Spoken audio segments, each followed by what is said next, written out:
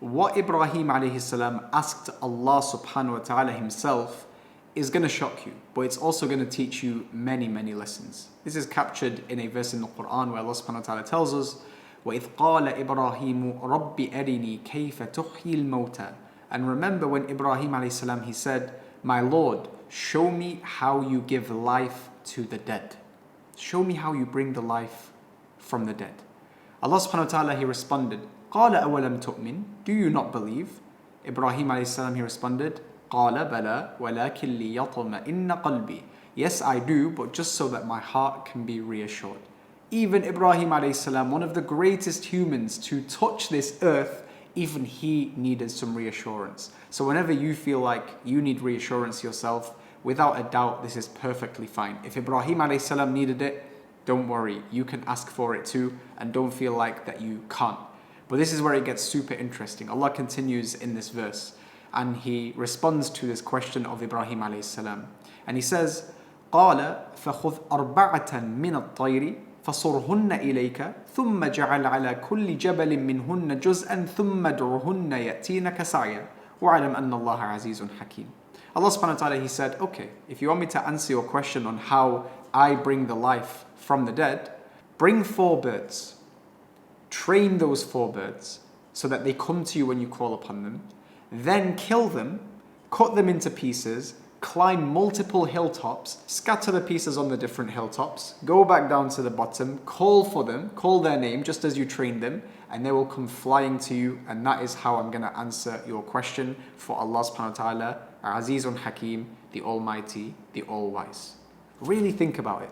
Allah subhanahu wa ta'ala has asked Ibrahim, after being asked such a question, to go and find 4 birds. And if you guys have ever been close to birds, you know how difficult it is to get close to them without them flying away. Ibrahim was asked to find 4 birds and to train them to the point where they trusted him enough to come to him when he calls upon them. And then after that, after he's built a connection with them and he's feels like he's raised them, he's asked to kill them and then to climb not just one hilltop but multiple different hilltops and scatter their pieces everywhere, and then call for them only for them to come back.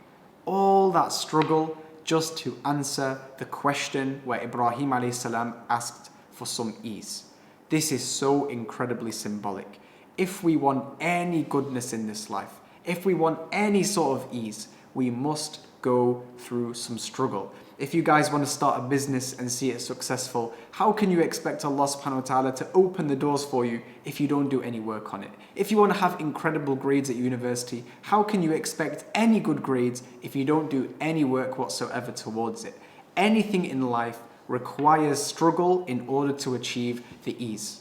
That's why Maryam alayhi salam, after she's just given birth, she's in that weakened state. Allah subhanahu wa ta'ala revealed to her, go to that palm tree and shake its trunk. وَخُزِّي إِلَيْكِ بِجِذْعِ النَّخْلَةِ تُسَاقِطْ عَلَيْكِ رُطَبًا جَنِيًّا. Shake the trunk of this palm tree and from it will drop fresh ripe dates. Allah didn't just drop it for her. He said, get up, shake, you have to move, you have to do something, you have to put the effort in. Musa alayhi salam, when he was running away from the Pharaoh and got to a dead end, Allah subhanahu wa ta'ala says in the Quran, فَأَوْحَيْنَا إِلَى مُوسَى أَنِ اضْرِبْ بِعَصَاكَ الْبَحْرِ. We inspired to Musa alayhi salam, strike the sea with your staff, and then the sea split afterwards. Allah didn't just split it for him. He didn't just split it for the Muslims at the time. He was required to strike the seabed in order for the sea to split. Subhanallah. And then eventually the 2 sides of the oceans were like a huge mountain. This is a common theme that we see throughout all the prophets.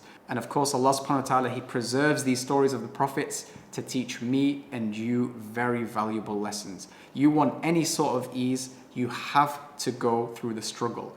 And Jannah itself, eternity of perfection where you have everything you desire, is no different. Allah subhanahu wa ta'ala, He says, أَمْ حَسِبْتُمْ أَن تَدْخُلُوا الْجَنَّةَ وَلَمَّا يَعْلَمِ اللَّهُ الَّذِينَ جَاهَدُوا مِنكُمْ وَيَعْلَمَ الصَّابِرِينَ.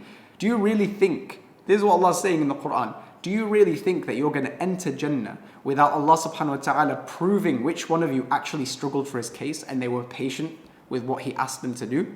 Do you really think that you're going to enter Jannah just like that? No, it requires struggle. Islam requires commitment, sticking to what Allah tells us to do and avoiding the haram and the fitna that surrounds us. It requires commitment and struggle. And from that struggle, you get the greatest ease and you enter Jannah. So hopefully now you understand when Allah subhanahu wa ta'ala, He says, فَإِنَّ مَعَ الْعُسْرِ يُسْرًا إِنَّ مَعَ الْعُسْرِ يُسْرًا, surely with hardship comes ease. Surely, and He repeats it, with that hardship comes more ease. You realize that if you want any sort of goodness in this life, you must struggle, and the greater the hardship, the greater the ease.